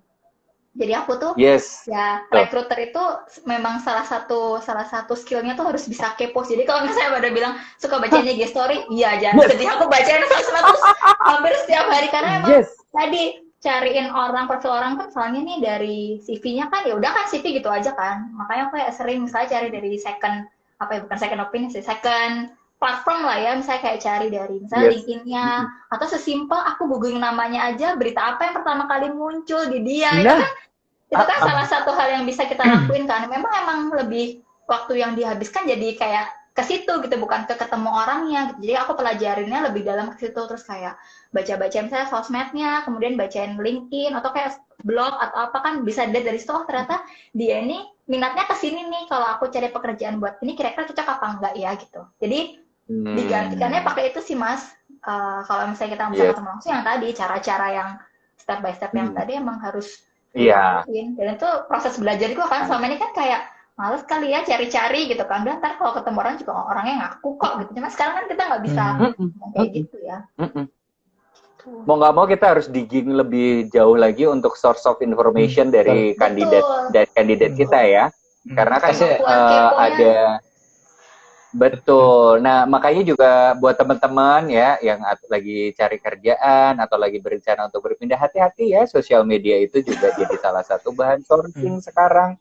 Ya, source of information. Jadi hati-hatilah dengan apa yang akan kamu posting. Tapi juga jangan terlalu Nah, itulah yang ketahuan lah kalau mau bohong itu nanti ketahuan lah, karena kita kan nggak cuma lihat dari satu doang ya, kita kan dari berbagai macam platform nih. Jadi kalau misalnya kayak di sini dia kayaknya begini, di sini kayak gini, kayak jadi aneh kan buat kita. Jadi yang benar kayak gimana ya gitu. Jadi kalau saran sih cari kerja itu diawali dengan kejujuran guys. Semuanya sih harus diawali dengan kejujuran, karena kalau udah dibohong di satu titik kamu akan bingung di titik-titik lain, kamu harus bohong. Itu kayak susah. Yes, betul. Karena kan apalagi sekarang kan kalau buat orang-orang yang aktif di sosial media kan mereka selalu teriak-teriaknya adalah personal branding ya. Jadi semua sosial media itu kayak udah disusun seolah-olah untuk menjadi menjadi sesuai dengan apa yang mereka mau, apa yang mereka tuju. Makanya sebenarnya biasanya yang dicari itu adalah sosial media yang benar-benar menunjukkan si orang itu secara personal aslinya ya, Nini ya. Jadi kalau sosial media yang terlalu diatur itu malah sebenarnya makin kelihatan kalau itu fake. Makin diatur ya, tapi emang nggak bisa kayak one shot ketahuan gitu ya Mas ya. Kayak betul. Emang harus ada berbagai riset yang ada. Ini ada pertanyaan nih, berarti sometimes kan sosmed itu fake karena orang hanya menampilkan yang bagus-bagusnya dari Mas Priam. Udah lama Mas gak ketemu.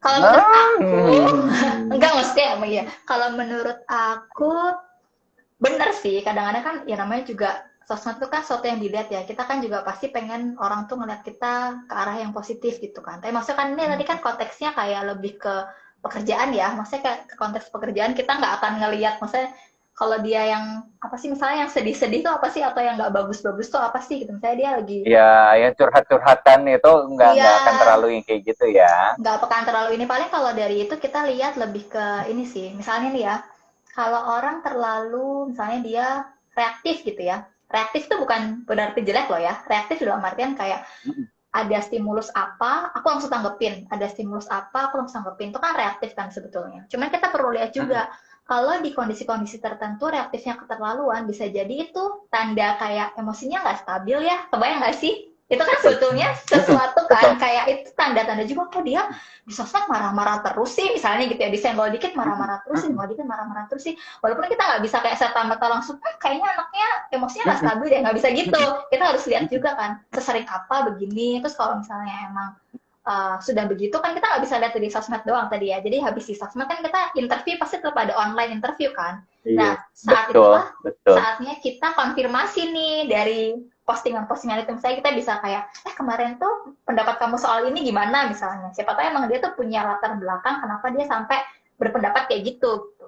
Cuman itu bisa jadi salah satu bahan juga buat kita konfirmasi pada saat interview. Karena pas interview tuh kayaknya menurut aku bukan saatnya kita menggali, tapi justru kita harus saatnya kita mengkonfirmasi, karena harusnya betul kita sudah kenal orang itu even sebelum kita interview dia, karena kita harus sudah kepoin dia sebelum orang itu tatap muka sama kita gitu sih. Yes, karena walaupun dibagus-bagusin sosial media, aslinya seseorang itu tetap akan kelihatan kok. Dan sebenarnya kan yang kalau ketika di interview yang dibutuhin sama interviewee itu kan sebenarnya bukan hidup lo yang bagus, lo yang pamer kemewahan segala macam, tapi lebih ke untuk ngelihat teman-temannya dia seperti apa, punya banyak teman nggak, gimana cara bergaulnya dia yang seperti itu ya, Nin ya. Betul. Lebih ke ngelihat untuk di situ untuk bahan ketika nanti di interview ya. Nah, ini ada pertanyaan dari Sandy Theo nih. Apa yang jadi kendala Mbak dan Mas dalam berkarir selama ini? Apa?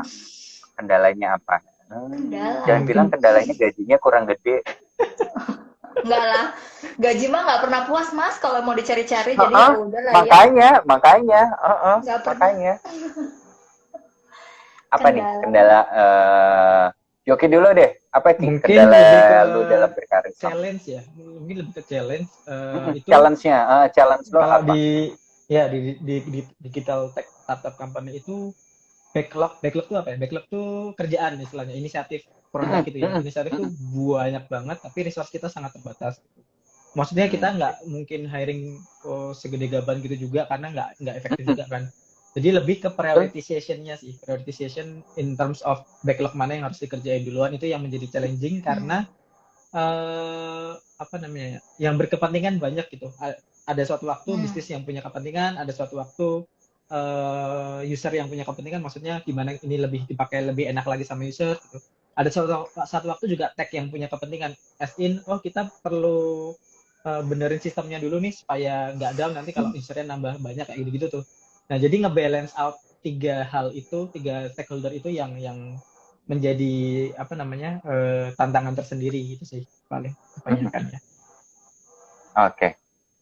Kalau lu Nin, challenge-nya apa? Jadi kita terbiasa untuk tidak menyebutkan negatif word, jadi kayak kendala itu kita harus menggantinya dengan challenge. Karena challenge itu positive word yang akan membuat kita untuk selalu tertantang, karena kalau ngomongnya udah kendala kayaknya hidup itu jadi berat banget ya. Udah kayak ini belum ya Mario Teguh. Mario Teguh. Mungkin yang angkatan sekarang yang baru pada nggak ngerti ya Mario Teguh. Iya benar juga sih. Nanti Mary Riana mungkin tahu. Ada Mary Riana. Oh iya Mary Riana. Yes. Atau siapa yang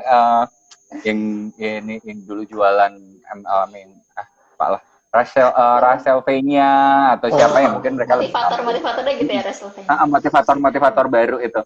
Nah, kalau lu apa Nin challenge-nya nih? Challenge-nya ya. Kalau tadi sih kalau setelah aku pikir-pikir ya, challenge-nya tuh arahnya bukan ke technical skill sih, bukan ke hard skill, tapi lebih ke soft skill. Jadi kayak sesuatu yang even mungkin kamu tuh nggak pernah pelajarin pada saat kuliah gitu kan. Kayak pas kuliah sekolah psikologi ya belajar alat tes, belajar cara menginterpretasi, belajar cara menyampaikan alat tes, belajar interview, pertanyaannya apa aja gitu kan, misalnya gitu ya.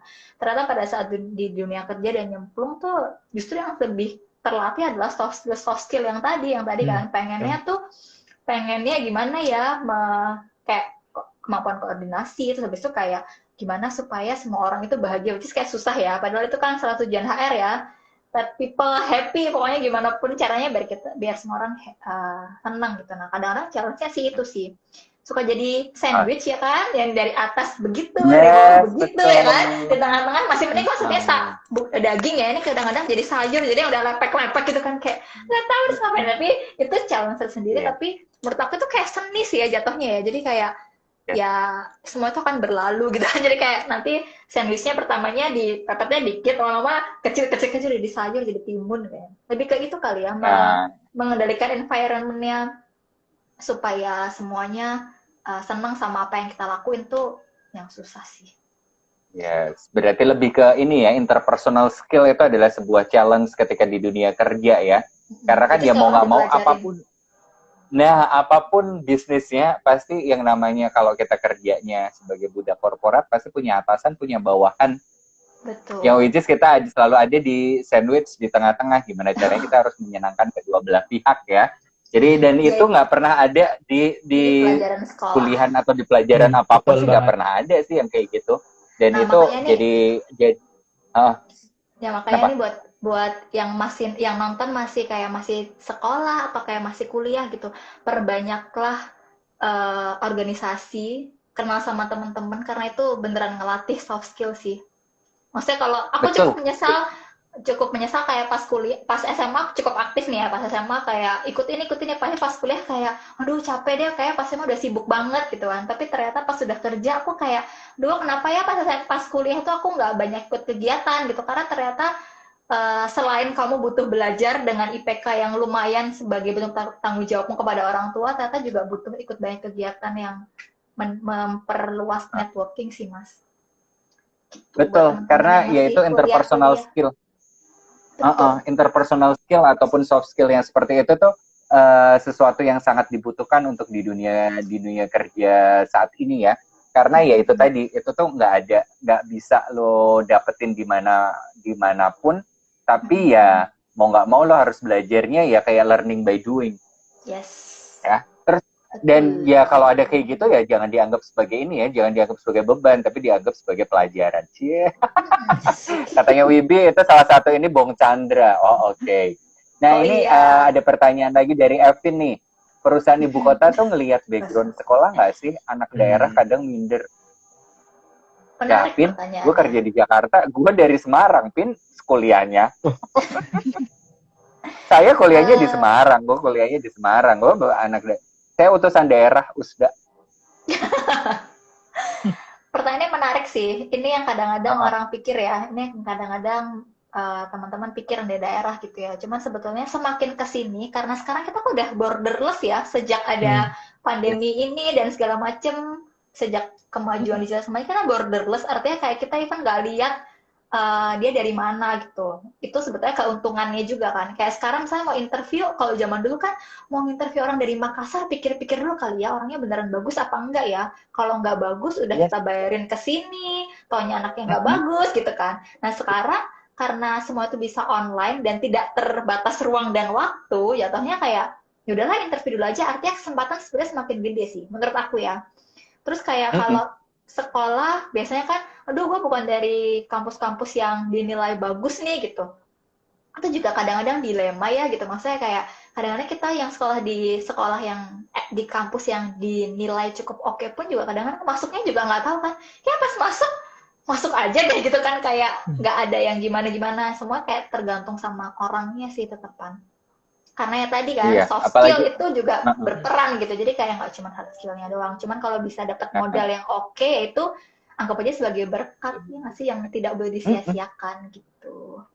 Gitu Dan apalagi kalau ya. kampus-kampus bagus, apalagi kampus-kampus negeri itu kan nggak semuanya adalah yang lulus SNPTM atau ujian masuk perguruan tinggi negeri ya, karena ada program ekstensi, ada program apa. Jadi nama kampusnya doang sama, tapi kan ininya kan secara kualitas pasti akan ini juga. Betul, Dan tergantung orangnya kalau masih sekarang betul. betul karena sebenarnya kalau tadi dari ceritanya Nina juga bahwa interview itu adalah memegang peranan yang penting ya. Betul, betul Jadi banget. nggak cuma dari berdasarkan IPK atau bukti-bukti CV dengan pengalaman pekerjaan yang banyak banget dan bombastis, tapi ketika di interview ternyata nggak menunjukkan sesuai dengan apa yang ada di ininya, biasanya jadi bumerang buat orang yang lamar kerjaan ya Nin ya. Iya betul. Nah, kalau menurut juga Joki aku gimana bisa ini Ki? yes. Aku kan juga sering interview ini kan engineer-engineer yang mau masuk gitu kan. Mm-mm. Nah itu background sekolah itu paling 3, 4, 5% pengaruhnya gitu ya. Paling aku ngelihat ada dua nih. Kalau fresh grade, biasanya aku lihat dia apa namanya di kampusnya kayak gimana tuh, maksudnya IPK-nya gimana, IPK-nya bagus atau enggak. Oh kalau bagus berarti dia mungkin rajin, apa maksudnya oke gitu ya kuliahnya. Cuman ngelihat juga dia ikut aktif organisasi enggak itu, atau dia ada explore di hal-hal lain di luar kampusnya enggak itu. Karena sebenarnya dua hal itu yang lebih penting gitu. Kalau IPK-nya jelek itu bukan berarti langsung langsung di eliminate gitu sih. Langsung lihat juga dia tuh aktivitasnya ngapain aja nih, jangan-jangan dia IPK-nya jelek karena memang dia doing something outside Aktif. of the college gitu ya, gitu kan. Jadi lebih dilihat effortnya dia maksudnya effortnya dia untuk mendalami jurusannya apa ya, apa yang dia senangin gitu ya. Misalnya kalau di engineering ya software engineer gitu, effortnya kayak gimana. Karena banyak banget engineer ruang guru itu yang backgroundnya bukan IT.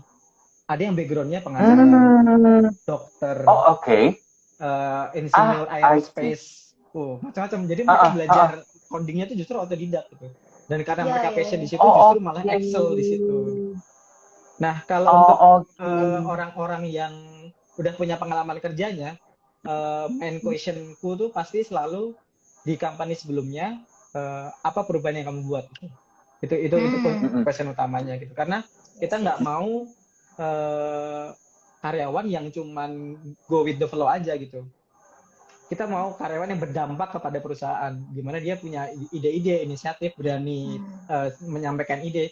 Menyampaikan ide itu kan ada seninya juga ya, nggak bisa kamu langsung tahu-tahu gimana gitu kan. Dia harus punya the way, gimana dia menyampaikannya itu matters juga gitu loh, supaya bisa didengar sama atasan dan segala macam itu. Nah, kita nyari orang-orang yang seperti itu. Jadi nggak hanya di technical aja, tapi gimana dia kerja, gimana dia berorganisasi itu kita bisa ngelihatnya dari situ. Gitu. Oke. Berarti ini ya Ki ya. Jadi kalaupun kerja jangan cuma mengerjakan apa yang sesuai dengan yang diperintahkan aja, tapi gimana caranya lo harus punya inisiatif, atau at least ketika lo punya satu perintah dari atasan untuk mengerjakan sesuatu, nggak ada salahnya untuk mencoba cara-cara baru, karena itu adalah salah satu bentuk inisiatif kita ya. Dan itu yang biasanya at least kenapa? At least start at yourself dulu, maksudnya di kerjaanmu dulu ya. Kerjaanmu dulu mungkin yang tadinya harus manual A, B, C, D, E, kamu bisa nggak automate itu gitu. Nah, dari situ dulu tuh. Inisiatif dari situ, baru nanti keluar lagi, lebih extrovert lagi gitu-gitu. Yes. Dan selalu mengingat apapun yang teman-teman kerjain, karena kadang-kadang kalau di interview itu biasa ditanya, oke, achievement kamu selama di pekerjaan apa? Duh, nggak ngerti. Nah, karena kita nggak pernah, ya nggak tahu ya, itu mungkin tipikal orang Indonesia adalah merasa malu ketika kita memiliki sebuah achievement, ketika dipuji itu kayak, enggak, bukan saya, enggak. Jadi akhirnya kita juga nggak mengingat achievement kita ya. Makanya sekecil apapun itu adalah achievement, dan ternyata itu juga dilihat oleh orang-orang yang memberi kerja atau interviewer yang mereka mencari tim, hal itu tuh jadi dicari ya. Nah, ini ada pertanyaan lagi dari Diki Hari Purnomo. Interview supaya ketemu chemistry-nya itu gimana caranya ya? Waduh, ini sih nggak ada ilmunya ya, Nin ya? Iya, nggak ada ini. Nin sih nomor satu jujur sih. Yang penting jadi diri kamu sendiri gitu loh. Karena dengan dari situ ya keluar apa adanya, nggak perlu menggak-menggok berbohong dan segala macam gitu sih. Karena sebenarnya interview itu kan proses PDKT antara company dengan user, dengan calon karyawan kan. Dengan calon karyawan, iya. Kalau nggak cocok ya nggak cocok gitu loh. Kalau cocok ya ayo lanjut gitu. Kalau aku mungkin ini kali ya, interview itu mungkin Mas siapa tadi ya? Diki ya, Mas Diki mungkin kayak nggak tahu ya dia sebagai HR atau sebagai apa nanya gimana supaya dapat chemistry-nya. Kalau tips dari aku adalah kalau kita mau dapat chemistry kan artinya kita kayak harus tahu kan yang dicari itu seperti apa ya nggak sih? Kayak kita harus tahu yang dicari seperti apa gitu. Nah, gimana caranya supaya kita tahu yang dicari seperti apa? Kalau aku tipsnya adalah banyak ngobrol sama teman-teman existing yang udah ada gitu. Karena kan sebagai HR kan waktu itu kan kayak ya ampun aku anak baru, anak bawang gitu kan, suruh cari ini. Cuman gimana caranya supaya cocok, kan kita malu ya, bukan malu sih kan, salah satu KPI aku juga pasti kan kayak ketika ngasih kandidat yang lolos dari aku tuh harusnya juga lolos juga di user gitu dong ya, kayak ngapain juga betul. Dari misalnya aku ngasih 10 kandidat nih ternyata 9-nya nggak lolos, satu berarti kan itu kan kegagalan aku juga kan, karena kan ngabisin waktu user juga gitu kan, harusnya kan aku juga sebagai HR aku udah bisa filtering gitu. Waktu awalnya masih meraba-raba kan kayak kalau sama yang ini cocoknya yang kayak apa ya orangnya ya, nanti pindah lagi ke divisi ini cocoknya kayak apa ya. Nah, cara yang paling mudah adalah banyakin ngobrol. Jadi misalnya let's say aku kerja sama Mas Joki nih.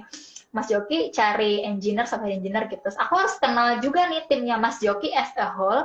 Itu kayak gimana orang-orang yang tipenya gitu ya. Misalnya kayak Mas Joki tuh suka sama orang-orang yang kayaknya nggak terlalu banyak ngomong, anaknya to the point, nggak muter-muter gitu misalnya gitu ya. Terus secara teknikal gini gitu. Nanti aku dari situ paling nanti pas lagi interview aku bisa terapin itu nih, aku bisa bayangin kalau anak ini itu nanti kerja di timnya Mas Joki kira-kira cocok apa enggak ya gitu. Nah itu yang mungkin chemistry kan dibangun dari situ ya. Orang kita kalau misalnya kita pacaran juga chemistry-nya nggak bisa langsung begitu ketemu langsung dapet kan, kayak harus dibangun gitu kan lama-lama. Nah paling tipsnya itu sih, jadi kalau kita mau punya chemistry ya kita banyak ngobrol sama orang yang dirasa mirip gitu sama yang kita cari, betul nggak? Kalau konteks ini kandidat berarti ya kita harus banyak ngobrol sama berbagai macam user. Semakin banyak kita ngobrol sama berbagai macam user, kita bisa tahu user A nih kayaknya cocok sama anak yang begini, user B cocoknya sama anak yang begini, gitu-gitu.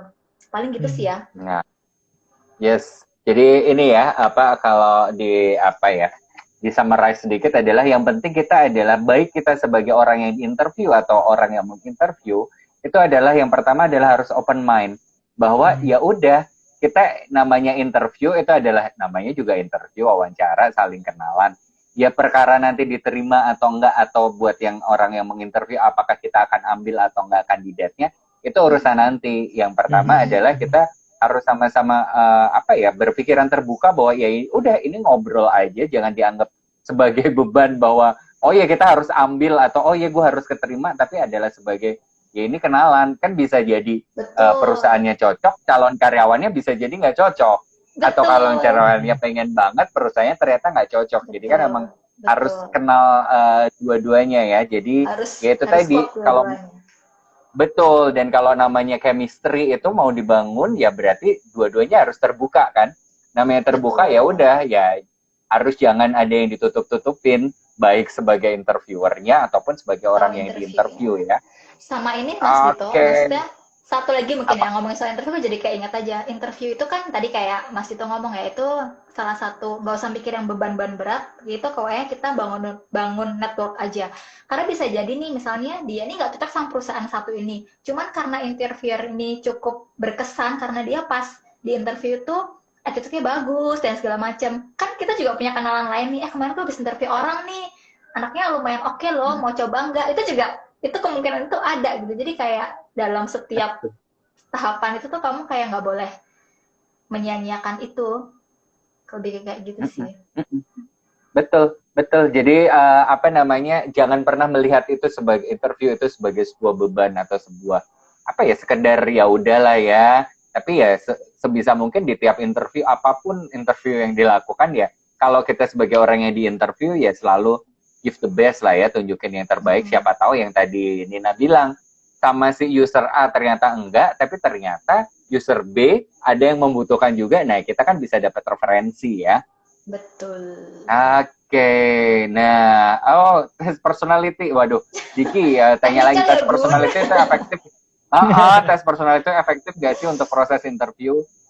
Tes personality kita belum efektif tuh maksudnya gimana ya? Pokoknya intinya semua proses seleksi itu dia nggak bisa berdiri sendiri, itu aja kali ya. Jadi kayak misalnya mereka tuh ada untuk saling melengkapi data-datanya. Jadi kan kalau kita kayak tadi aku bilang ya, tempat alat tes, kemudian CV, kemudian interview, itu kan semuanya media, semuanya alat untuk mengkonfirmasi dan untuk memastikan kira-kira cocok apa enggak. Kita butuh bantuan alat bantu itu gitu ya. Jadi kalau misalnya ngomongin ada hubungannya apa satu sama lain, harusnya ada, dan harusnya makin baik ketika semuanya selaras, hasil tes, hasil interview, sama kan kerja kan nggak mungkin yang kayak langsung masuk ya, pasti kan ada proses OJT, ada apa dan segala macamnya, itu juga diperhatikan juga. Jadi kayak kalau kamu kayak tadi ya Mas Jupis kalau bilang pokoknya kayak jujur, karena kalau udah bohong di satu, kamu kebohongan tuh nggak akan bisa bertahan lama-lama guys. Jadi kayak misalnya kalau semua selaras harusnya akan going well sih. Semuanya. Dan semakin banyak berkembang kan, maksudnya ya kalau dulu misalnya kayak psikotes itu yang nulis, ada tes IQ segala macam. Sekarang malah banyak perusahaan yang cuma ambil kayak strength finder doang, karena kan perusahaan cuma mau ngelihat nih orang itu strength-nya di mana, karena apakah strength yang dia punya itu sesuai dengan kebutuhan dari perusahaan. Karena ya udah nggak mau buang-buang waktu lagi kan Din untuk psikotes yang panjang yang bisa sampai berhari-hari gitu kan. Kalau bisa sekali dapat cocok sih aku juga mau sih Mas, kerjanya makin dikit kan, cuman tadi kan harus ngumpulin datanya itu kan ya. Akhirnya ngumpulin datanya itu kan yang cocok tuh kira-kira kayak gimana sih gitu. Dan bahkan sekarang beberapa perusahaan sih yang kalau gue tahu even mereka udah nggak lagi pakai psikotes, tapi lebih mengandalkan yaitu behavioral event interview, BEI. Jadi dengan interview bisa lebih menggali lebih banyak kan ya. Nah, ini ada lagi nih pertanyaan dari Wibi nih. Apa pertanyaan utama yang ditanyakan ke interviewee? Beda-beda Mas Wibi. Apa ya? Yang paling penting sih gajinya cocok nggak sama struktur yang ada nih? Jangan gitu loh. Sekarang itu banyak orang yang mau digaji nggak sebesar itu asalkan kerjanya happy loh. Meaningful. Iya. Itu banyak banget yang kayak gitu loh. Banyak yang rela gajinya turun demi kesejahteraan hidup, kenyamanan hidup gitu kan, dibanding gajinya gede tapi nggak punya waktu gitu. Karena sekarang ya itu tadi, switching itu nggak cuma teknologi, tapi switchingnya teknologi ini juga ternyata mempengaruhi switching pola pikir orang-orang juga. Bahwa sekarang yang dicari itu kadang-kadang bahkan ada banyak calon karyawan yang nanyanya purpose-nya perusahaan ini apa sih? Kalau purpose perusahaan ini ternyata nggak sesuai sama nilai yang gue punya, itu even bahkan mereka nggak mau ngelamar ke sana. Ya karena ya itu tadi. Jadi karena sekarang orang bekerja itu ya selain nyari gaji, ada banyak juga yang mencari ya gimana cara gue nyaman, gue seneng, gue happy. Yang seperti itu. Jadi ya makanya jadi beda-beda ya, dan gaji itu bukan lagi jadi hal yang utama ya. Jadi pertanyaan ke interviewee tergantung ini ya, tergantung kondisi ya Nin ya. Iya. Tapi kalau aku intinya lebih ke ini sih. Mereka tuh personal aspiration in terms of growth-nya tuh apa gitu. Kalau mereka udah biasanya untuk yang itu udah punya kan ya. Mereka mau ini. Yes. Di compare sama company mission tuh cocok nggak gitu. Nah kalau biasanya itu banyak berlanjut tuh gitu. Tapi kalau udah yang mereka maunya itu udah agak yang nggak banyak ininya, itu nggak banyak intersectionnya itu, biasanya memang dalam perjalanan interviewnya itu nggak banyak lolos aja gitu sih. Gitu. Ya betul. Oke. Nih Diki nih, waduh, nanya lagi, nego gaji ideal dibahas waktu interview nggak ya? Kalau menurut gue sih ya itu emang harus dibahas di depan sebisa mungkin. Kalau gue lagi mau nge-hire orang dari awal, mendingan gue tahu dia ininya berapa.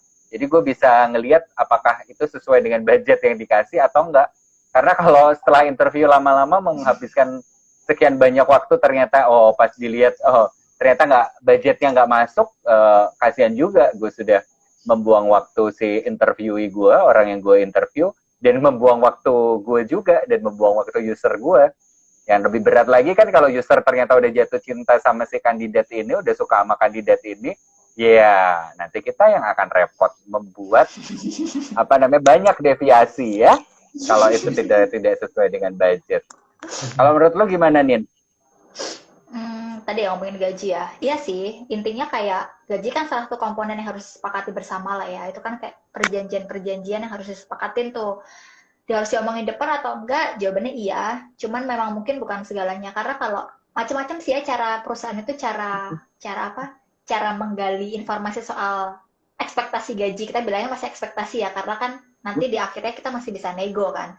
Macam-macam, ada yang ditanyain beneran di awal, bahkan pada saat dia tulis aplikasinya harus ditulis nih, kira-kira kamu expect berapa buat di posisi ini gitu, atau kayak harapan lo berapa sih gitu. Ada juga yang kayak misalnya ini kayaknya masih bisa nih di range ini, tapi turun dikit deh, tapi kita interview dulu, siapa tahu dengan adanya yang lain-lain bisa nego. Karena kalau gaji kan banyak ya Mas komponennya ya. Maksudnya kan gaji kan kayak kesannya kita terima doang nih ya kan, kayak take home pay. Padahal kan sebetulnya yang namanya kompensasi itu kan gak cuma gaji komponennya gitu kan. Kayak ada komponen tunjangan, ada komponen apalah, benefit. Nah itu kan kalau kita input juga itu jadi salah satu kompensasi lah ya namanya gitu. Cuman kalau gaji kan kayaknya yang kesannya yang lo terima aja setiap tanggal 25 tuh gaji gitu. Cuma sebetulnya kayak benefit lain yang kayak sebetulnya mungkin akan lo terima, cuman nggak ketahuan dari awal dan segala macam, bisa dinego nantinya. Gitu. Yes, nah itu juga jadi salah satu pertimbangan buat teman-teman yang saat ini lagi ada interview pekerjaan atau lagi berencana untuk berpindah kerja, bahwa yang namanya remunerasi atau komponen remunerasi, remunerasi itu memang bahasa Indonesianya ya remunerasi ya, nggak ada di bahasa ini lagi. Jadi di dalamnya itu komponennya ada banyak, ada yang bentuknya adalah bentuk cash, bentuk uang pun juga nanti ada yang tetap, ada yang tidak tetap, terus ada juga yang bentuknya yang ini yang kadang suka orang lupa untuk memperhitungkan ke dalam paket remunerasinya adalah benefit-benefit yang bisa lo terima. Misalnya kayak asuransi kesehatan, asuransi jiwa, atau ya sekarang ada untuk dana pensiun, DPLK segala macem gitu. Kalau menurut lo gimana Ki? Harus dibahas di awal nggak untuk soal nego gaji? Disebutkan ekspektasi iya, tapi mungkin nego nggak di awal ya. Jadi kalau di tempatku tuh lebih dari ini minta gaji segini gitu. Nah itu dari gaji segini tuh kita akan mapping, dia tuh kalau gajinya segini tuh di remunerasi levelnya tuh di level karyawan itu loh, grade-nya grade apa? Iya, grade-nya itu di mana? Nah nanti interviewnya akan menjurus ke sana. Sebagai grade 3 dia comply nggak gitu, maksudnya check out nggak semua kriterianya gitu ya. Semisal dia lebih dari grade 3, grade 4 gitu, lebih tinggi lagi, itu akan lebih gampang untuk negosiasi gitu kan. Tapi biasanya kalau misalnya dia sedikit di bawah grade 3, yang dia minta ekspektasi gajinya itu, nanti kita akan ada panel untuk debriefing itulah gitu. Oke, ini minta gajinya segini, tapi dia masih dari hasil interview masih di grade 2 nih gitu, gimana gitu. Nah, biasanya ada beberapa alternatif tuh. Salah satunya, oke, kita coba hire dia, tapi di probation period targetnya adalah A, B, C, D, E gitu. Nah, ketika targetnya checks out, kita berani kasih dia sesuai dengan kompensasinya itu. Karena gimana pun hiring itu guessing kan, masih menebak-nebak kan, kita belum tahu. Betul. Ya, gitu. Itu sih paling dan jangan sampai ketika kita meng-hire orang baru itu jadi merusak struktur upah dan juga membuat suasana di tim itu menjadi tidak nyaman karena ya kita juga tetap harus memperhatikan existing kita kan. Karena jangan sampai ada kita dapat baru, ternyata existing yang ada di tempat kita akhirnya malah pergi semua gara-gara misalnya nggak nyaman dengan ya itu tadi, bahwa si yang baru ini anak baru tapi ternyata gajinya jauh lebih gede, itu kan membuat suasana jadi tidak nyaman ya. Dan nggak terasa udah 1,5 jam. Udah 1,5 jam loh guys, udah 1 jam 36. Ternyata obrolan ini sangat-sangat seru dan sangat-sangat menyenangkan. Jadi mau nggak mau kita harus mengakhiri dulu hari ini Hippa Valley Talks hari ini. Kalau misalnya teman-teman yang lain misalnya masih ada pertanyaan, boleh di DM di akun IG-nya Hippa Valley. Ya, jadi nanya aja di situ, atau punya usulan topik atau tema apa yang mau dibahas di Hippa Valley Talks, boleh langsung kirim DM di IG-nya Hippa Valley. Nanti kalau masih tertarik dengan obrolan seputar seputar karir, seputar di dunia pekerjaan dalam hal ya pengelolaan, baik pengelolaan karir atau pengelolaan sumber daya manusia seperti ini, boleh lah ya, nanti gue undang lagi ya kalian berdua ya. Santai, bisa diatur. Terima kasih banyak Mas Dito, Mas Joki. Iya, terima kasih juga ya teman-teman ya. Thank you Joki, thank you Nina, dan juga terima kasih buat teman-teman yang sudah ikutan komentar, ikutan nanya, atau sekedar numpang waving. Numpang nyapa teman-temannya ya. Nah, besar-besarnya Nina. Terima kasih banyak. Terima kasih banyak untuk waktunya, dan yang pasti tetap ini ya, jaga kesehatan dan stay safe dan terus ikuti protokol kesehatan, dan yang pasti terima kasih, jangan lupa Jumat depan masih ada Hippa Valley Talks lagi. Thank you buat semuanya. Terima kasih. Bye bye.